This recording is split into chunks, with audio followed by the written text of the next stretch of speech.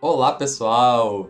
O Governo do Estado do Rio de Janeiro, a Secretaria de Estado de Cultura e Economia Criativa do Rio de Janeiro, através do edital Cultura presente nas Redes 2, apresentam esta websérie em cantorias, pensando o som no Brasil profundo. Meu nome é Marlon Cardoso, eu sou artista, historiador e produtor cultural, residente aqui em Niterói, no estado do Rio de Janeiro, e eu vou ser o apresentador aqui dessa brincadeira. E também apresentei o podcast que deu origem a essa websérie. Nessa websérie a gente vai ver trechos em vídeos inéditos de episódios do podcast que aqui vão se unir para fazer uma salada muito boa nesse primeiro episódio, que é a música dos povos originários, diversidade, cura e conhecimento. Nesse episódio vocês vão ver alguns dos melhores momentos de conversas muito boas, que foram a conversa com a Adriana de Holanda, juremeira e psicóloga, sobre musicalidades afro-brasileiras e indígenas, e a conversa com Felipe Gomide, que é músico e pesquisador lá de São Paulo, que foi uma conversa mais sobre a musicalidade, cultura árabe e oriental aqui no Brasil. Enfim, espero que vocês curtam. Esse é só o nosso primeiro episódio e ainda tem mais 2 para vocês nesse mês de junho. E é isso aí, minha gente. Muito obrigado pela atenção e aproveitem! Desde muito pequenininha, sempre tive essa relação muito afetiva, muito próxima com a música, né? Meu irmão era um colecionador de vinis, incrível. O quarto dele era um verdadeiro parque de diversões para mim, porque era música e livro para tudo quanto é lado, muitos discos, né? Mas, de fato, contato com o sagrado, que veio em 2005, 2006, por aí, que eu conheci minha juremeira, minha sacerdotisa Jurema, aqui no Rio de Janeiro, né? Através do filho carnal dela. Em 2007 fui para Pernambuco para me iniciar. Então, ter vivenciado e visto, né, assim, essa sabedoria dos mestres, né, e ter me inserido da forma como eu me inseri, foi uma experiência muito forte, muito um divisor mesmo, né, na minha vida. E eu comecei a, depois disso, né, perceber o quanto que várias expressões da cultura popular, principalmente de Pernambuco, tinham relação com o sagrado e com a Jurema especificamente, né, com a Jurema sagrada. E aí eu fiquei mais apaixonada ainda, né, porque assim, para mim, a musicalidade que tem na Jurema e no Nagô, elas são incríveis demais, assim, né? Elas tocam muito no meu coração e também me mostram, assim, esse vínculo, né? Como esse vínculo é pela musicalidade, né? Como esse chamado veio bater no coração também com o ritmo, né, que eu encontrei lá. E aí a escola, ela vem depois, né, da minha iniciação espiritual na Jurema. Ela vai acontecer já por uma orientação dos próprios mestres juremeiros, assim. Eu estava numa perspectiva de já começar a realizar os trabalhos em 2008, os trabalhos consagrados em Niterói, porque eu já fui iniciada, na verdade eu recebi uma herança espiritual da Jurema Sagrada, então já comecei a tocar a minha Jurema aqui no Rio de Janeiro, em Niterói, né, logicamente com todo o cuidado da minha sacerdotisa, né, e quando eu sofri um crime contra a fé, né, uma agressão à minha liberdade de expressão da minha fé, principalmente por causa da música também, que tem nessa tradição, aí eu entendi que eu tinha que fazer alguma coisa, sabe, Marlon? E aí a espiritualidade foi me orientando, a gente começou a fazer, eu sabia que eu tinha que um pouco essa missão de disseminar alguns saberes e essa história com a música, que até hoje cada vez eu descubro mais uma forma de trabalhar com música, né, assim, de quanto a música é incrível. Mas naquela época, isso foi logo lá em 2009, assim, que eu sofri intolerância religiosa, 2008 para 2009.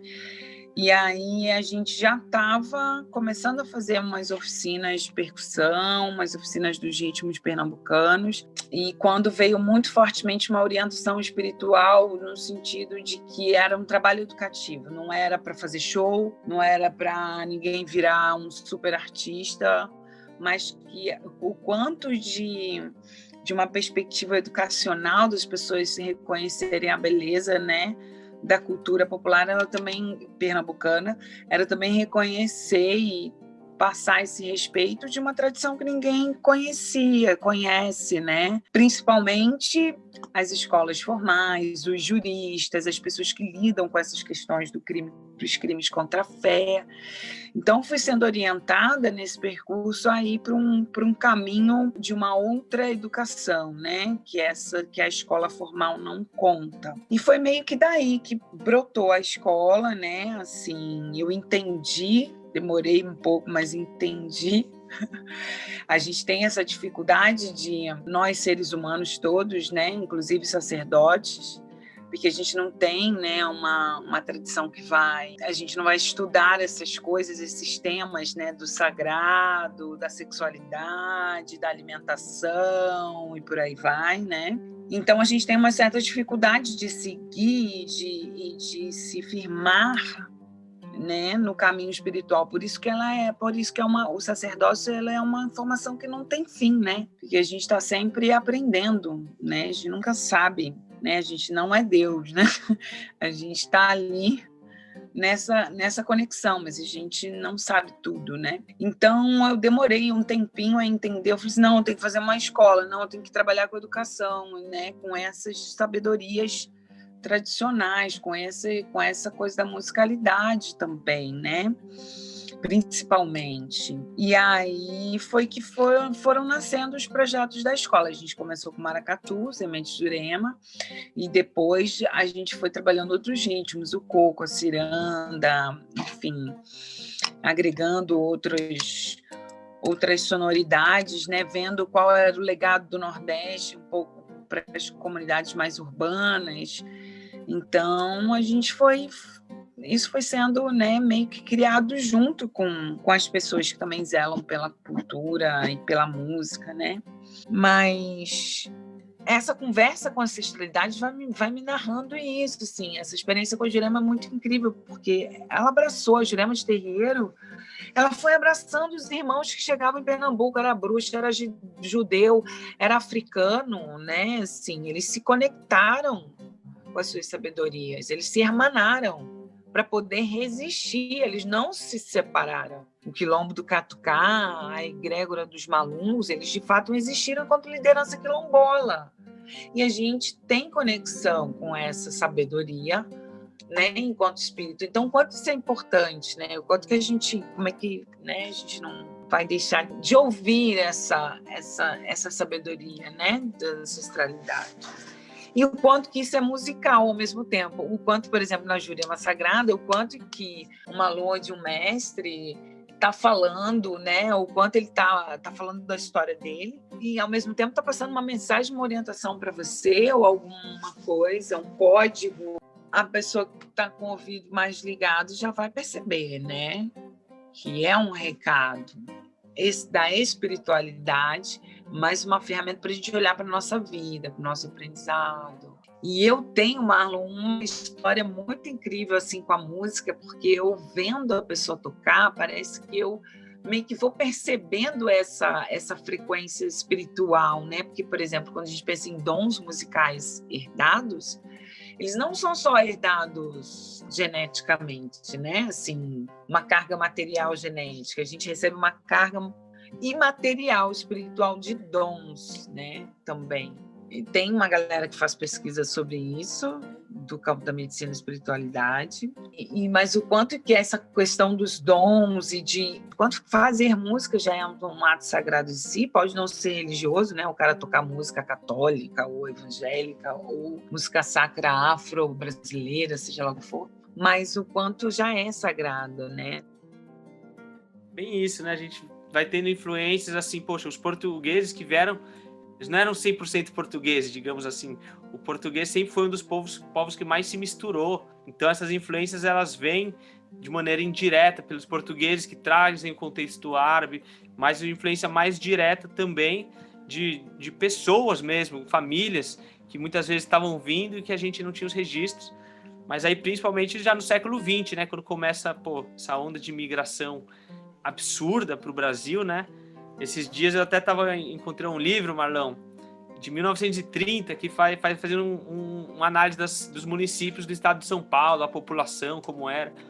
E é impressionante, cara. Em 1930, a cidade de São Paulo, por exemplo, cerca de metade dos imóveis da cidade não eram de brasileiros, eram de, sei lá, turcos, sírios, italianos, japoneses, alemão, tudo misturado, assim, né? Eu fiquei impressionado, assim, eu imaginei como devia ser São Paulo, assim, no começo do século XX, com o pessoal em cada esquina falando uma língua diferente, né?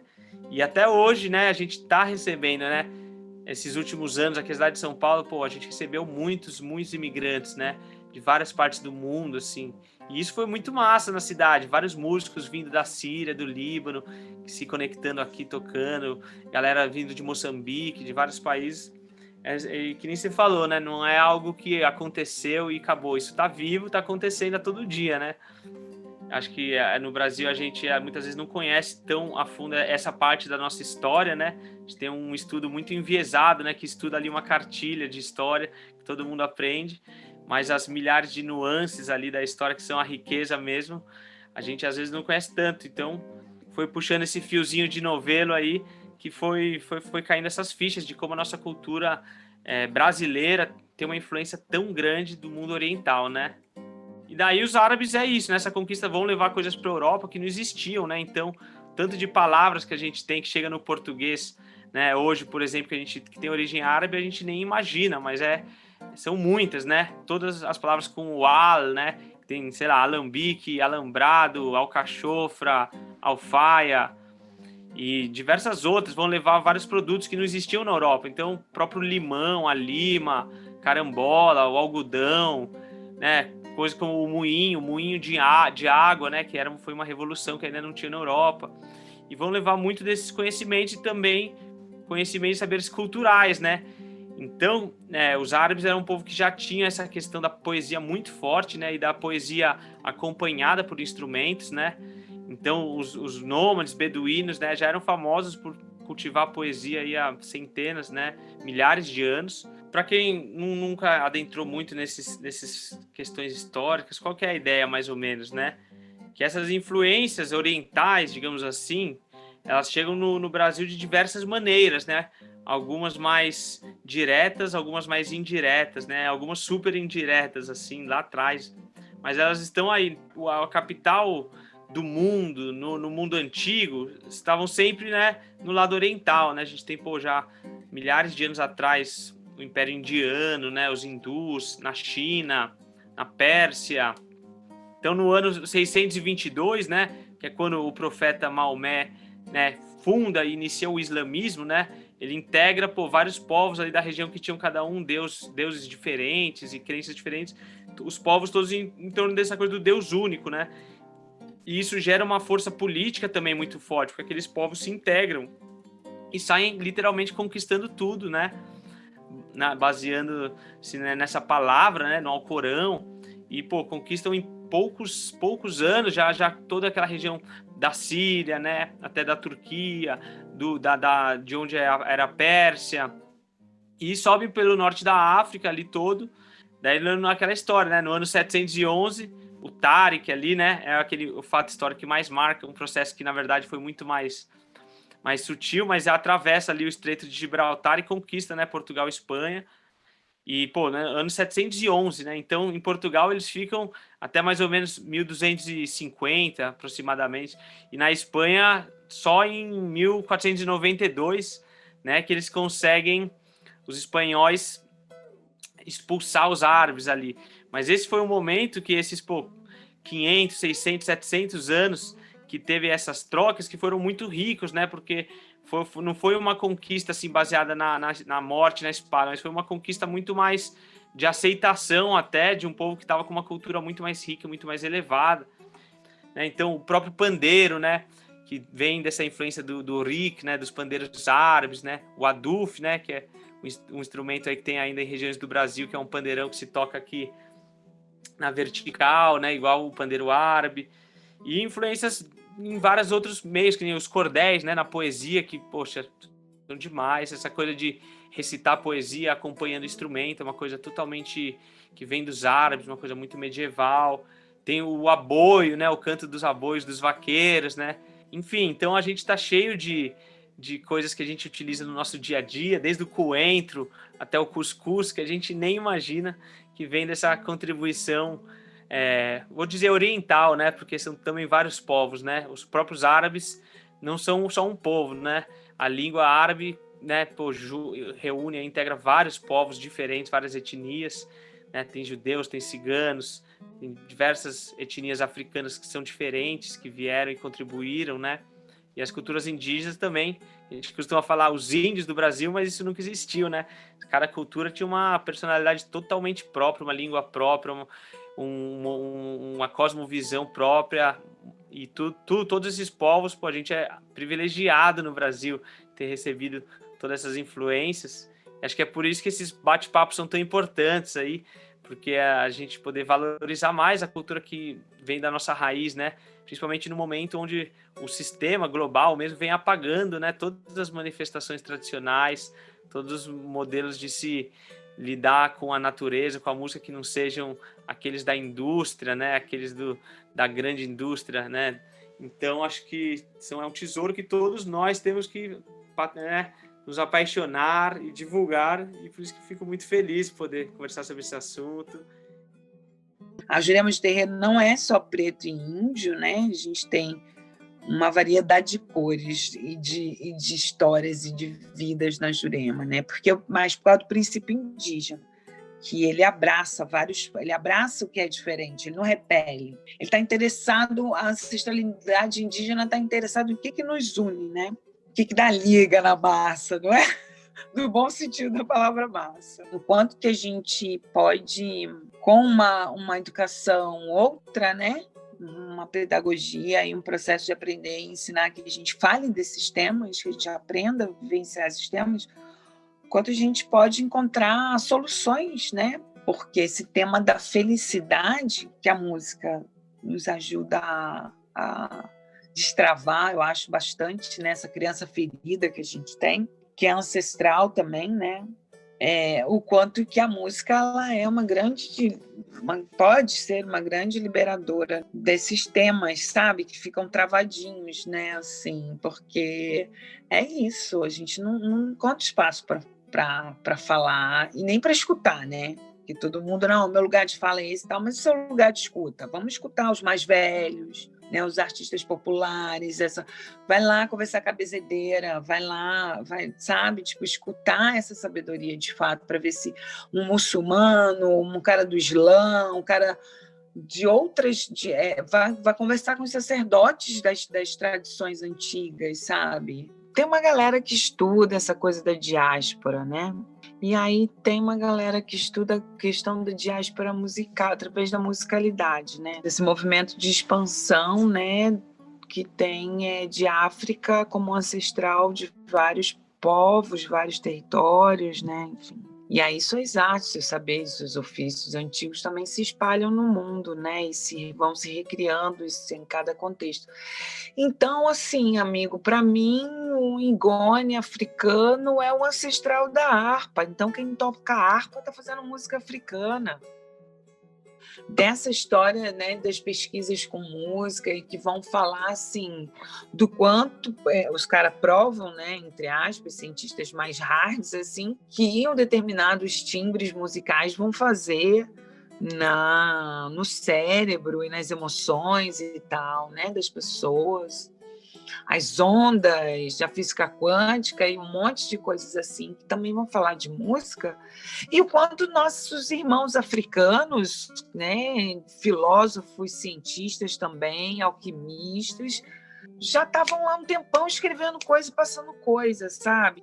quando o assunto é ancestralidade africana e indígena e esses movimentos, né, de conexão, né, porque tipo, a história da Jurema é muito bacana, um monte de ritmos que a gente vivencia ainda hoje são muito, com certeza, devido a esses guardiões sagrados que são mestres espirituais, né, tanto das plantas, porque a gente tem vários instrumentos que são feitos de árvores, tem toda uma relação outra que é diferente, não é chegar lá, meter a mão na árvore e pronto, acabou que eu vou fazer um violino, né? Não é assim, não sei, de repente os ciganos fazem um violino mais sacralizado, mas essa história de dessacralização da música, inclusive, né, que a gente pensa em mercado, essas coisas todas, a princípio, ela é uma coisa que fala assim, que como se a música fosse um setor separado do resto da vida, e não é, sabe?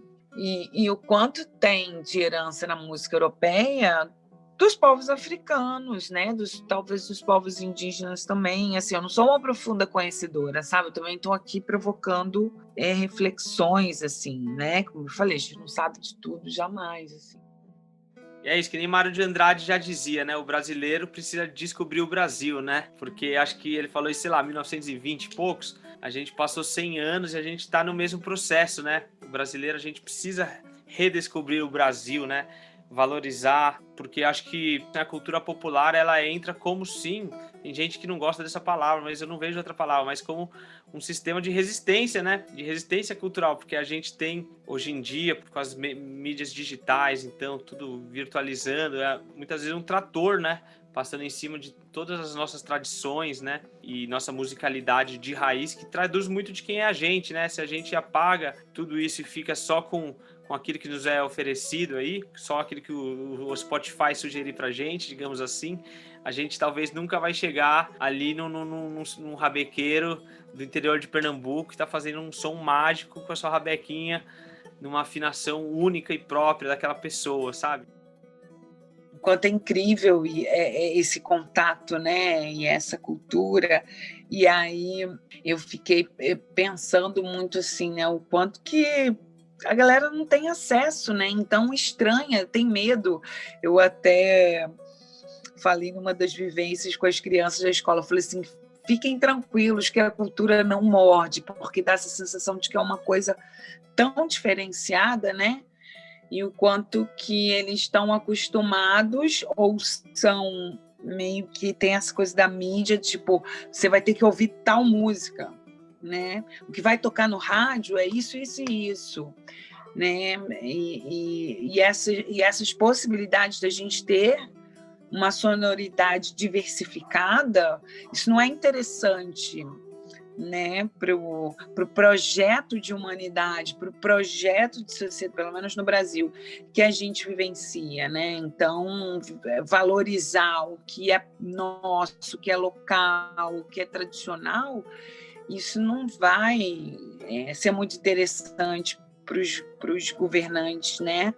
Dessa forma de gerenciar as vidas, né? É aquela coisa, você vai comer arroz e feijão todo dia e tal, quando você vê uma salada, você acha ruim, mesmo que você nunca tenha provado aquilo, porque o teu paladar, né, também já está ali naquele meio que vício que é colocado para a gente, né, e como a gente é ensinado ali a se alimentar, a se nutrir de uma determinada forma, a lidar com sexualidade de uma determinada forma, lidar com a nossa saúde, nosso corpo de uma determinada forma, com as artes também, né? O que a gente aprende de arte na escola?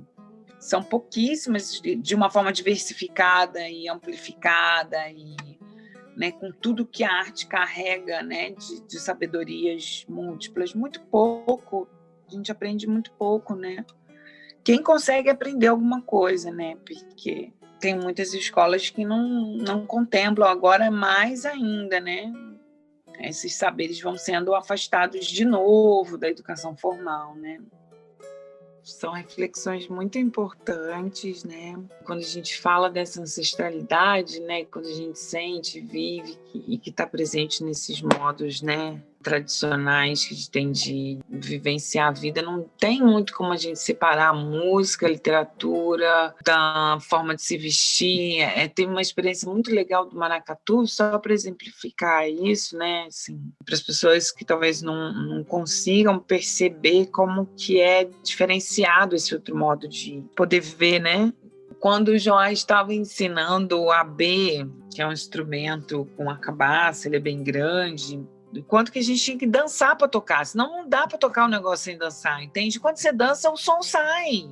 É um negócio para você dançar com o instrumento. E os instrumentos do maracatu são muito isso, né? A gente tem que dançar com eles junto. É uma relação, entende? Tem algumas lives que eu converso sobre as narrativas do maracatu com professores, pessoas que passaram pelo maracatu, hoje são médicos e tal. Lá no Instagram, Adriana de Holanda, uns ifenzinhos separando de Holanda.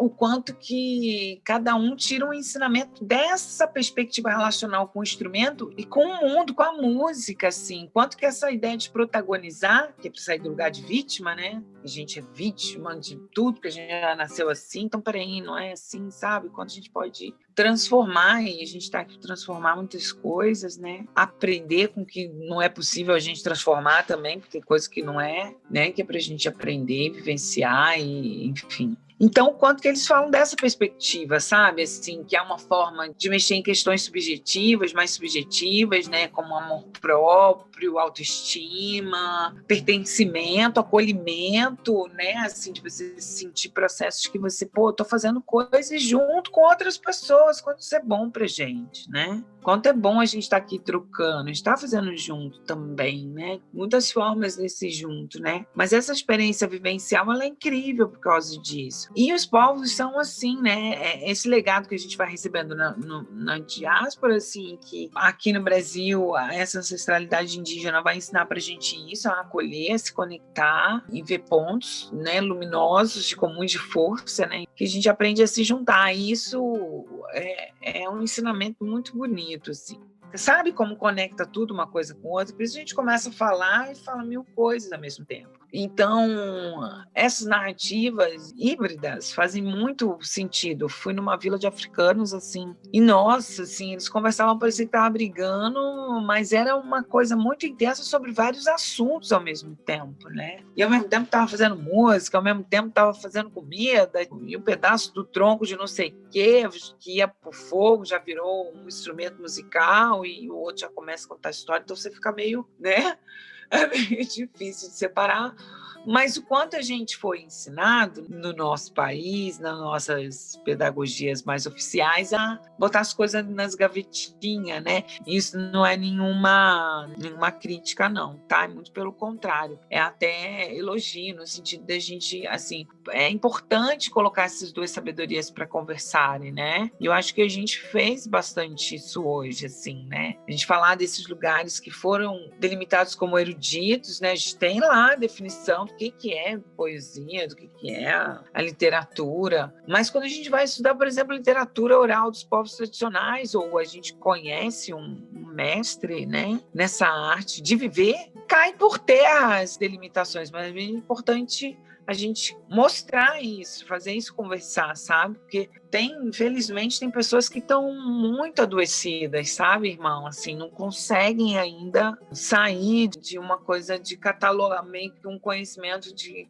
catalogar as coisas, de precisar entender nesse formato ainda, para depois dar um salto e entender. Porque é outro sistema, né? Você sabe que é outro sistema, eu sei da sua caminhada, né? Então, é muito aprendizado, né? A gente vai andando por aí, vai conhecendo os mestres, ou nessa conexão espiritual, né? A gente vai aprendendo tanta coisa junto, né?